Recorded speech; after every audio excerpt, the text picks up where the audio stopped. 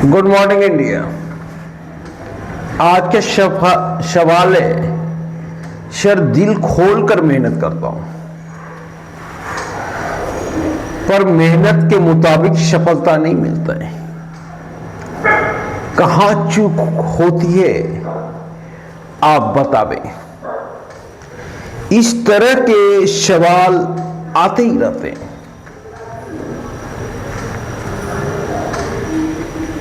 और मैं बराबर इस तरह के सवाल का जवाब देते रहता हूं। आपने महाभारत देखी होगी, आपने कृष्ण का वो उपदेश, गीता उपदेश देखा होगा, जिसमें भगवान श्री कृष्ण कहते हैं, हे अर्जुन, तुम्हें युद्ध करना है क्योंकि तुम क्षत्रिय हो और क्षत्रिय का कर्तव्य होता है युद्ध करना। पर याद रखो कि ऐसा नहीं कि तुम युद्ध करोगे तो जीत ही जाओगे।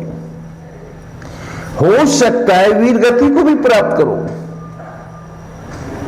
या जीत भी जाओ, दोनों परिस्थिति हो सकती है। पर अगर तुम युद्ध से भागे तब तेरी चारों तरफ निंदा होगी, पर अगर युद्ध में वीर गति को भी प्राप्त हुए तो तेरी प्रशंसा होगी। मतलब अगर आप क्षत्रिय हो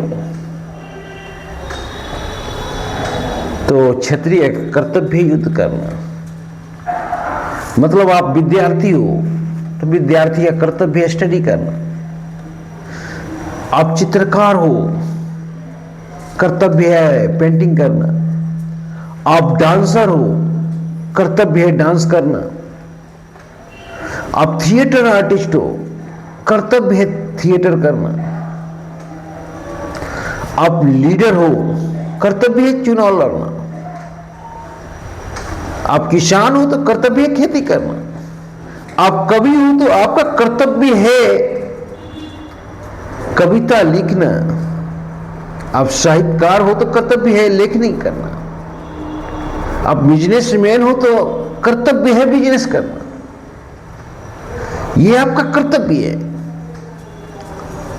पर ऐसा नहीं है कि बिजनेस करोगे या पेंटिंग बनाओगे या क्रिकेट खेलोगे तो सफलता मिल ही जाएगा। पर उस असफलता में भी तेरी जीत है,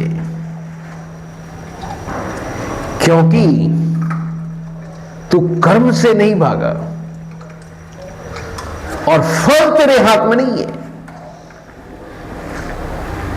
फल ऊपर वाले के हाथ में, तेरे हाथ में सिर्फ कर्म है। तो तू कर्म करते जाओ, फल की चिंता मत करो। इस चुनाव में बहुत सारे नेता हारे। प्रशांत किशोर जो 3 साल से तक मेहनत कर रहे थे, एक भी सीट नहीं जीते, वोट भी नहीं मिला।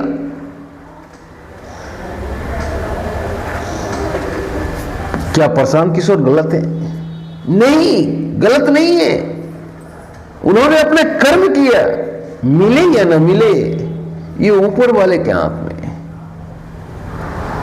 हो सकता है इस बार थोड़ी चूक हुई हो कहीं ना कहीं, अगले बार और मेहनत करेंगे।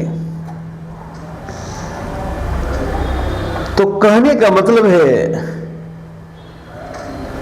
कि आप मेहनत करते जाइए जो काम कर रहे हैं।